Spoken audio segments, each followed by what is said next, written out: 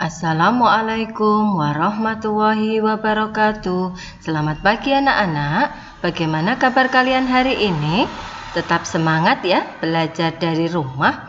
Hari ini kita akan belajar benda hidup dan tak hidup di sekitar kita di tema 7 subtema 1 pembelajaran 3. Di pembelajaran 3 kita akan belajar membedakan benda hidup dan tak hidup, menceritakan simbol-simbol sila Pancasila, dan mengenal nama dan lambang bilangan 40-99.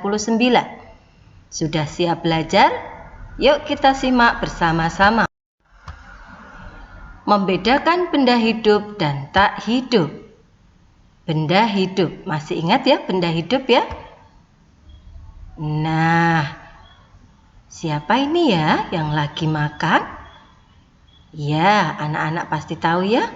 Nah, manusia berarti termasuk benda hidup atau manusia merupakan benda hidup atau makhluk hidup. Manusia dapat bergerak sendiri, yaitu berjalan dan berlari. Manusia membutuhkan makan agar bisa tumbuh seperti yang dilakukan pada gambar. Sedang makan buah, dia membutuhkan nutrisi untuk tumbuh. Makanan sehat sangat penting bagi kesehatan. Contoh, ada daging, buah, dan sayur. Jika anak-anak ingin sehat, karena anak-anak termasuk makhluk hidup ya, termasuk manusia butuh makanan sehat. Jika anak-anak ingin tumbuh dengan sehat, tumbuh tinggi, tidak tumbuhnya ke samping ya, tumbuh tinggi, badannya sehat, kuat, maka harus banyak makan daging, buah, dan sayur. Kurangi makanan yang tidak bergizi seperti makanan cepat saji ya. Lebih sehat jika makanannya dibuat oleh ibumu sendiri di rumah. Akan lebih terjaga kebersihannya untuk menunjang kesehatan anak-anak. Nah, itu tadi yang bisa kita deskripsikan dari gambar manusia, termasuk salah satu benda hidup. Sekarang benda tak hidup. Nah, Bu Guru punya? Iya, anak-anak pasti tahu ya apa ini? Iya, ember. Nah, ember merupakan benda tak hidup. Ember tidak dapat bergerak, akan bergerak jika dipindahkan manusia. Jadi kalau ember tidak bisa bergerak seperti anak-anak. Anak-anak bergeraknya bisa berjalan, berlari. Kemudian ember juga tidak memerlukan makanan untuk tumbuh karena ember tidak dapat tumbuh besar. Nah, itu tadi adalah benda hidup dan benda tak hidup. Anak-anak bisa mendeskripsikan sesuai gambar dengan menyebutkan ciri-ciri pada benda yang ditunjuk. Anak-anak bisa berlatih di rumah, misalkan punya bunga di rumah. Nah, bunga itu termasuk ya benda hidup. Anak-anak bisa menceritakan bunganya butuh air untuk tumbuh, butuh pupuk supaya subur dan lain sebagainya. Tumbuhan juga membutuhkan sinar matahari, tumbuhan juga bernafas dan lain sebagainya. Tumbuhan juga bisa bergerak dengan cara menggoyang-goyangkan ya, kalau ditiup angin dia bergoyang-goyang, atau akarnya bisa bergerak mencari makanan. Itu gerak tumbuhan yang mungkin anak-anak tidak bisa melihat secara langsung dan lain sebagainya, bisa anak-anak cari di sekitar rumah. Selanjutnya, yuk, tadi sudah bisa membedakan ya benda hidup dan benda tak hidup.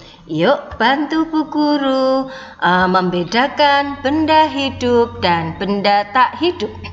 Yang benda hidup ya, kalau benda hidup kita centang di kolomnya yang hidup, kalau benda tak hidup di kolom yang tak hidup. Sekarang bintang. Bintang itu sila keberapa ya di Pancasila?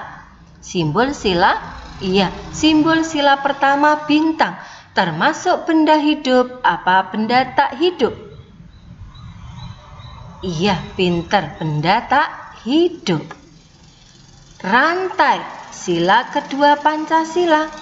Berarti rantai, apakah rantai bisa bertambah banyak? Oh tidak, iya, berarti benda tak hidup. Pohon beringin, sila ketiga Pancasila. Benda hidup apa tak hidup ya? Pohon beringin bisa jadi besar enggak ya? Oh bisa, berarti benda hidup. Kepala banteng. Kepala banteng termasuk benda hidup apa tak hidup ya? Banteng, oh banteng butuh makan, berarti dia benda hidup. Sekarang padi dan kapas. Padi dan kapas bisa tumbuh besar enggak ya? Bisa berkembang biak menjadi lebih banyak enggak ya? Iya, berarti termasuk benda hidup. Nah, itu tadi kita sudah membedakan benda hidup dan benda tak hidup. Selanjutnya, kita akan belajar menceritakan simbol-simbol sila Pancasila. Nah, masih ingat ya, lambang negara kita Garuda Pancasila. Masih ingat ini lambang sila keempat. Iya, pinter. Simbol sila keempat Pancasila adalah kepala banteng. Banteng adalah hewan yang suka berkumpul. Sifat ini menjadi alasan kepala banteng dijadikan simbol sila keempat Pancasila. Simbol sila keempat Pancasila memiliki makna rakyat Indonesia suka berkumpul untuk musyawarah. Musyawarah untuk menyelesaikan masalah. Masalah bersama yang berkaitan dengan kepentingan orang banyak. Nah, itu tadi ya. Bangsa Indonesia suka bermusyawarah. Dengan asas kekeluargaan mereka memecahkan masalah secara bersama-sama. Itu tadi kita mengenal lebih jauh lagi tentang simbol kepala banteng, simbol sila keempat Pancasila. Anak-anak bisa mempelajari lebih lanjut lagi di buku paket kalian. Selanjutnya kita akan belajar mengenal nama dan lambang bilangan 40 sampai 99. Di pembelajaran di tema sebelumnya, anak-anak juga sudah mengenal nama dan lambang bilangan, juga sudah menuliskan. Kita ke angka yang lebih besar lagi. Ayo berhitung. Nah, kita hitung apelnya. 1, 2, 3, 4, 5, 6, 7, 8, 9, 10, 11. Satu baris jumlahnya 11, 4 baris berarti 11-nya dijumlah sebanyak 4 baris. Jadinya berapa ya jumlahnya? Iya, banyak apel ada 44 buah. Nah, 44 ditulis seperti ini ya, 44. Jangan 44, tapi 44. Berarti banyaknya apel 44. Nah, anak-anak kalau menuliskan jangan 44, tapi 44. Ya, masih banyak juga yang menuliskannya angka 44 ditulisnya 44. Nah, harus 44. Nah, yuk kita tuliskan bersama-sama. Angka berapa ini ya? Iya, 57. Berarti ditulis 5. Anak-anak bisa menuliskan di buku tulisnya. Belajar mengenal nama bilangan. 50 PU. Yang belum bisa membaca bisa sambil dieja ya. 57. Awas ingat, anak-anak kalau menuliskan nama 7 harus pakai H ya. Banyak yang tidak pakai H, hanya 7 gini. Harusnya 7. Nah, pakai H ya. 57.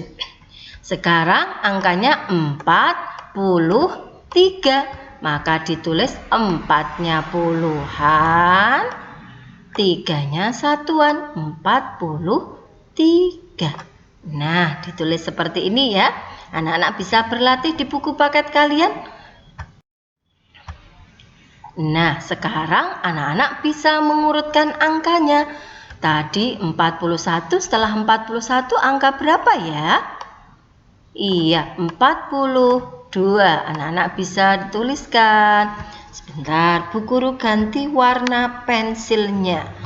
Nah, setelah 42, 43, sekarang 44. Nah, 45 sudah ada, berarti selanjutnya 46. Anak-anak bisa menuliskan di bukunya urutan bilangan 41 sampai 60. 47, 48. Jadi besok anak-anak bisa mengisikan kolom yang masih kosong. 48, 48, 49, 50, 51, 52. Tuliskan di sini. Terus 53, 53, 54 sudah terisi, 55. Nah, 55, 56 sudah ada, 57, 58, 59, dan terakhir 60. Nah, anak-anak, nanti jika diberi angka acak, suruh mengurutkan, anak-anak bisa mengurutkan dengan baik. Nah, itu tadi adalah pembelajaran pada pagi hari ini. Semoga anak-anak lebih semangat lagi mempelajari pembelajaran pada pagi hari ini. Selamat belajar dan tetap semangat belajar dari rumah dan tetap menjaga kesehatan. Terima kasih. Wassalamualaikum warahmatullahi wabarakatuh.